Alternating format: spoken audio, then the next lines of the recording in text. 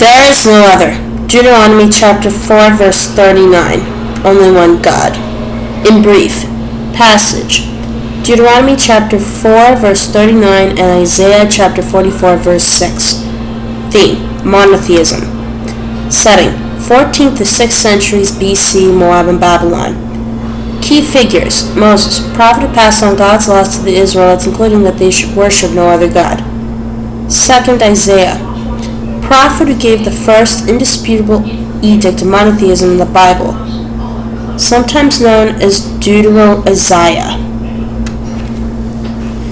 Nobody knows for certain how monotheism, the worship of one single God, emerged in ancient Israel at a time when polytheism, the worship of many gods or divine beings, was the norm not only in the Near East, but throughout the world.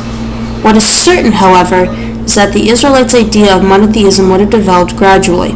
They may have started by recognizing their God Yahweh as superior to all other gods before going on to deny the existence of any others. One supreme God.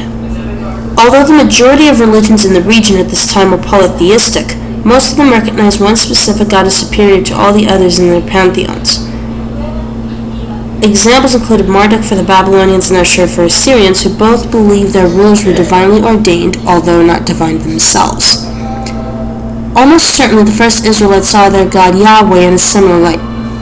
God was Israel's first national deity, having delivered the Israelites from Egypt as his chosen people. In Deuteronomy, Moses asked the Israelites, "Has any God ever tried to take for himself one nation of another nation?" He reminds them of the miraculous signs and wonders and great and awesome deeds that they witnessed in Egypt. His question does not rule out the existence of other gods. It simply points to the uniqueness of Israel's God.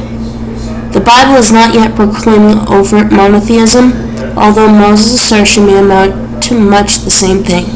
The Israelites were only capable of thinking and expressing themselves in the terms available in their own time, and it is possible that this was the only way they could describe monotheism. The journey to monotheism. Even though the Israelites were moving forward toward monotheism, the Bible tells us that they definitely did not think of God as existing completely alone in heaven. He had divine messengers, angels, to do his bidding, and the biblical writers show him surrounded by the hosts of heaven, a whole heavenly court. One of the prophet Micah's visions in Kings even reveals him taking counsel from attendant spirits. This almost polytheistic idea of God as the supreme deity over a whole host of other divine beings could over time have developed into the entirely monotheistic belief that he was, in fact, the one and only God, the belief which exists today across the Abrahamic regions. Monotheism in the Bible. Just as the Israelites' belief in monotheism developed over time, so did the Bible's stance on the matter. In Deuteronomy, Moses said that the Lord is God in heaven above and on the earth below. There is no other. At first glance, this seems like a definite statement of monotheism, but it could also be read to mean merely that there is no other God like him.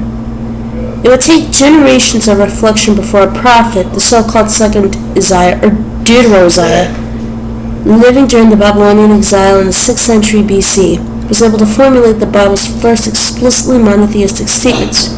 This is recorded in Isaiah chapter 44, verse 6. This is what the Lord says, Israel's King and Redeemer, the Lord Almighty. I am the first and I am the last. Apart from me, there is no God. Deuteronomy, a new voice. Something new enters the Bible in Deuteronomy. The Israelites are on the brink of the Jordan, about to cross into Canaan, the Promised Land. Here on the plains of Moab, Moses, now close to death, recalls God's tender care for the Israelites, urges them to live faithfully, and seeks to prepare them for their new life. The books of Leviticus and Numbers have an abundance of Mosaic law-giving, but the emphasis is on matters such as purity and liturgy. In Deuteronomy, more than in the earlier books, the law is put in the context of the passionate relationship between God and his people. Because he loves them, God teaches the people his laws, and by keeping those laws, the people are able to gratefully respond to that love. Relationships between the people themselves are also important. Deuteronomy's law code features statutes that favor the disadvantaged and encourage generosity.